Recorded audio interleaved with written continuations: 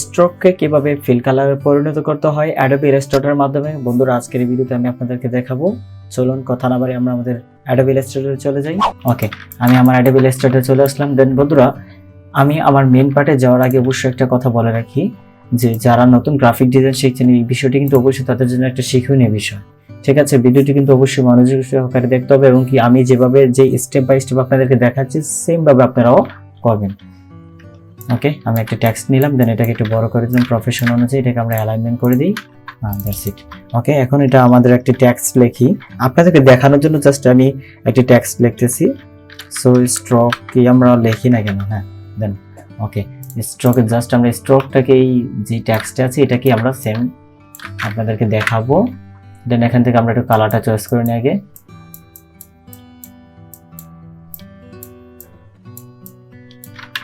ওকে, ডান। Colour choose করার পরে এখন আমরা এটাকে যে টেক্সটে আছে এটাকে আমরা দুইটা লেয়ার করতে হবে। সো একটা আমাদের ফিল কালারে থাকবে, আরেকটা যে আমরা স্ট্রোক কালারটা ইউজ করবো সেজন্য আরেকটা লেয়ার আমাদের কপি করতে হবে। সেজন্য আমরা এডিটে চলে যাব, এডিট থেকে কপি করব। সো পেস্ট ইন ফন্ট, ঠিক আছে, আমরা পেস্ট ইন ফন্টে যদি ক্লিক করি সো দেখতে পাবো যে আমাদের যে লেয়ারটা আগে যে পজিশনে ছিল সেম পজিশনে কিন্তু এটা কপি হয়েছে। একটা লেয়ার উপরে আছে, একটা লেয়ার নিচে আছে। সো আমি একটু মুভ করে যদি আপনাদেরকে দেখাই, হ্যাঁ বন্ধুরা দেখতে পাচ্ছেন। হ্যাঁ, ওকে, ডান। দেন এখন আমাদের যে উপর লেয়ারটি আছে এটাকে আমরা Ctrl+3 দিয়ে হাইড করে নিলাম। হ্যাঁ, এখন এটাকে আমরা স্ট্রোক কালারটাকে একটু চয়েস করি। যদি একটু ইয়েলো টাইপের কালার শেপ ইউজ করতে চাই বা একটু ডার্ক টাইপের কালার একটু ইউজ করি, আমরা ডার্ক টাইপের মেবি একটু মেরুন টাইপের কালার ইউজ করি। সো এটা যেহেতু স্ট্রোক ফিল কালার আছে এটাকে আমরা স্ট্রোক কালারে কনভার্ট করে দিলাম। দেন এখন এটাকে একটু স্ট্রোকটা বাড়িয়ে নিই। ওকে, মেবি রাইট। ওকে, আমরা যেটা হাইড করেছিলাম দেন এটাকে যদি আমরা শো করি, হ্যাঁ শো করলে মেবি একটু দেখা যাচ্ছে। সো এটাকে আমরা হাইড না করে যদি Ctrl+2 প্রেস করে এটাকে লক করে দিই। দেন এখন যদি আমরা একটু কালার কন্ট্রাস্ট আগে করে নিই, কালার কন্ট্রাস্ট একটু বাড়িয়ে নিই যেন আমাদের জিনিসটা দেখতে একটু ভালো লাগে। সো আমাদের যেটাকে লক করেছিলাম উপর টেক্সটটাকে সেটাকে একটু লকটা Ctrl+8 চেপে এটাকে লকটাকে ছেড়ে দিলাম। দেন এটাকে একটু লাইট করে দিই কালারটা, মেবি একটু কালারটা লাইট করলে ভালোই লাগছে। ওকে, ডান। এখন এটাকে আমরা একটু লক করে দিই, আমাদের যে তার একটু কাজ আছে সেই ক্ষেত্রে আমরা এখন এটাকে একটু স্ট্রোক কালারটা একটু বাড়িয়ে দিই। ওকে, ডান। এখন আমরা যে স্ট্রোক কালারটা ব্যবহার করেছি সো ওই স্ট্রোকটাকে আবার আরেকটা লেয়ার আমরা কপি করব। সো সেম ভাবে আমরা কপি করলাম, দেন এটাকে পেস্ট ইন ফন্টে ক্লিক করে দিলাম। That's it. ওকে, দেন এখন আমরা যে তৃতীয় যে লেয়ারটি আছে সেম তৃতীয় লেয়ারটিকে আমরা একটু কালার চেঞ্জ করি। একটু কালার চেঞ্জ মেবি একটু করে দেখতে পারি। আই হোপ ভালো লাগবে আশা করছি। এটাকে নিচে একটু কালারটা একটু চেঞ্জ করে আগে দেখি, মেবি না। দেন আমাদের যে উপরে যে কালারটা আছে এটাকে আমরা একটু চয়েস করে দিই। That's it. ওকে, আমরা একটু কালারটা একটু বাড়িয়ে দিই। এখন দেখা যাচ্ছে কি আমাদের সব যে তৃতীয় যে লেয়ারটি ইউজ করেছিলাম সেই তৃতীয় লেয়ারটি কিন্তু একদম উপরে চলে আসছে। সো সেটার জন্য আমি কিবোর্ড থেকে Ctrl+Shift চেপে দেন আমি যদি ফার্স্ট ব্র্যাকেট চাপি, হ্যাঁ দ্যাটস ইট। দেখতে পাচ্ছেন এটা নিচে চলে গেছে। আমরা এটা টেক্সটটা একটু বাড়িয়ে দিই। ওকে, দেন এখন আমরা যে মেরুন কালার স্ট্রোকটি দিয়েছি দেন এই স্ট্রোক লেয়ারটিকে আমরা সিলেক্ট করব। দেন এটাকে আমরা রাইট বাটন ক্লিক করে এটাকে আমরা ক্রিয়েট আউটলাইন করে নেব। সো ক্রিয়েট আউটলাইন করে নিলাম। এখন আমরা চলে যাব সোজা অবজেক্টে, অবজেক্ট থেকে পাথ থেকে আমরা যদি এখানে আউটলাইন স্ট্রোক, সো এটাতে যদি আমরা ক্লিক করি, হ্যাঁ এটাতে ক্লিক করার সাথে সাথে বন্ধুরা দেখতে পাচ্ছেন যে সাথে সাথে কিন্তু এটা অটোমেটিক্যালি এটা যে স্ট্রোক কালারটা ছিল দেন স্ট্রোক কালার থেকে এটা ফিল কালারে পরিণত হয়ে গেছে। সো এটাকে আমরা পাথ ফাইন্ডার থেকে যদি আমরা শেপ মোডগুলো একটু চেঞ্জ করে দেখি, ঠিক আছে, কম্পাইন পাথ করে দিই এটাকে, হ্যাঁ রাইট। ওকে, দেন কম্পাইন পাথ করলাম। দ্যাটস ইট, এটা করলাম। দেন এখন আমরা চাচ্ছি যে আমাদের যে এই যে স্পেসগুলো দেখা যাচ্ছে,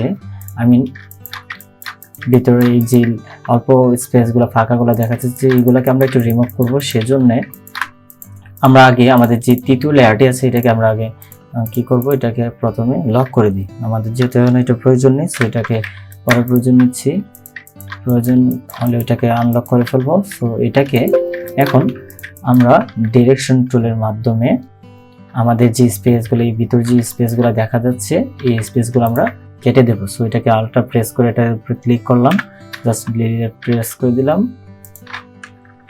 ওকে, দেন সেম ভাবে আমরা এটাকে ডিলিট করে দিই।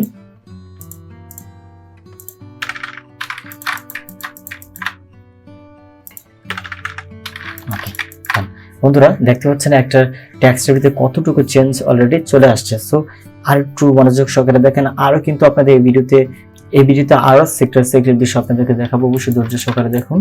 সো আমরা যেগুলো লক করেছিলাম ওগুলোকে আমরা ওই টেক্সটগুলোকে আমরা আনলক করে দিই, দ্যাটস ইট। ওকে, আমাদের এইটাকে একটু লক করে দিই, এটা আমাদের তো প্রয়োজন নেই। দেন আমাদের থার্ড যেই টেক্সট আছে ওইটাকে আমরা কাজ করবো। সেই ক্ষেত্রে আমাদের যে প্রথমে যে আমাদের মেরুন কালার স্ট্রোকটাকে আমরা ফিল কালার কনভার্ট করেছি, সো এটাকে আমরা লক করে দিই।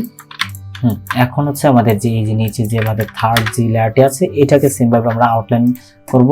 রাইট বাটন প্রেস করলাম, দেন ক্রিয়েট আউটলাইনে ক্লিক করে দিলাম, দ্যাটস ইট, হয়ে গেল। এখন আমরা আবার সেম ভাবে চলে যাব অবজেক্ট থেকে আউটলাইন স্ট্রোক। সো ওকে, হয়ে গেলে এখন আমরা পাথ ফাইন্ডার থেকে আমরা কম্পাইন্ড পাথ করে দেব। এখন আমরা এটা ধরা অবস্থায় ডিরেকশন টুলের মাধ্যমে জাস্ট খালি আমাদের যে আউটলাইন, বাইরের যে আউটলাইনটা আছে এটাকে সিলেকশন ছেড়ে দেব, ভিতরে যে লেয়ারগুলো আছে অটোমেটিক ধরে নিচ্ছে, সো এটাকে আমরা ডিলিট প্রেস করে দিলাম। ওকে, ডান। মোটামুটি আমাদের ওকে। দেন আমরা এটাকে আগে যে লেয়ারগুলোকে আমরা লক করেছি সেগুলোকে একটু আনলক করে ফেলি। ওকে, ডান। এটাকে আমরা আউটলাইনে কনভার্ট করে ফেলি। ওকে বন্ধুরা, আমাদের অ্যালাইনমেন্ট মোটামুটি শেষ। দেন এখন এটাকে আমরা একটা 3D শ্যাডো দিই, 3D শ্যাডো দিয়ে একটু দেখে যে কিরকম লাগতেছে টেক্সটটিকে। সো আমরা যে তৃতীয় যে লেয়ারটি আছে তৃতীয় লেয়ারটিকে আমরা সিলেক্ট করলাম, দেন কিবোর্ড থেকে শর্টকাটে আমরা কন্ট্রোল সি আর ভি চেপে এটাকে কপি করে ফেললাম।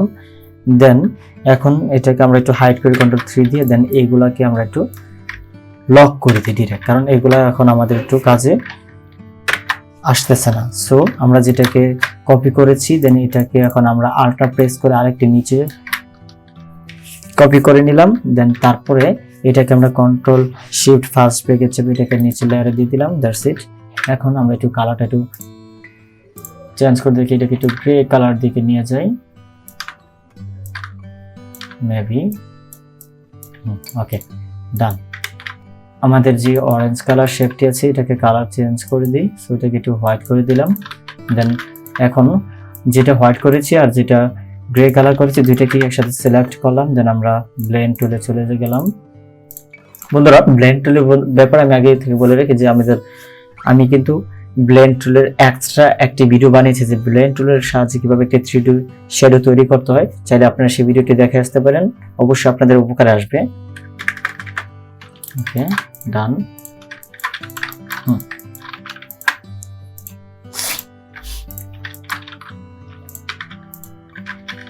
আমরা এটাকে আবার একটু কপি করি, দেন এখানে যদি আমি এটাকে প্রেসড করে দিই, দ্যাটস ইট।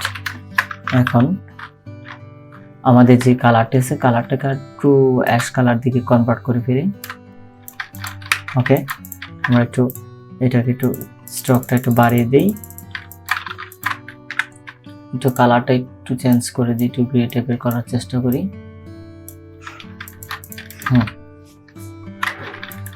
ডান। যদি এখন আমরা এটাকে ফিল কালারটা এটাকে লক করে দিই, যে 3D শ্যাডো লেয়ারটি আছে এটাকে লক করে দিলাম। দেন যে পরবর্তী স্ট্রোক লেয়ারটি আছে এটাকে ক্লিক করলাম, দেন এটাকে আমরা স্ট্রোক কালারটাকে সেম ফিল কালার আমরা দিয়ে দিলাম, দ্যাটস ইট। এখন আমরা এটাকে একটা ড্রপ শ্যাডো ইউজ করি, আমরা এখান থেকে একটু অপাসিটিটা একটু কমাই দিই, দেন এখান থেকে আমরা একটু ব্লারটা একটু বাড়াই দিই, 10% করে দিই। That's it. ওকে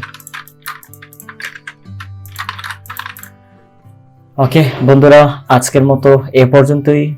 আশা করছি সবাই বুঝতে পেরেছেন কিভাবে একটি স্ট্রোকে ফিল কালার পরিণত করতে হয়।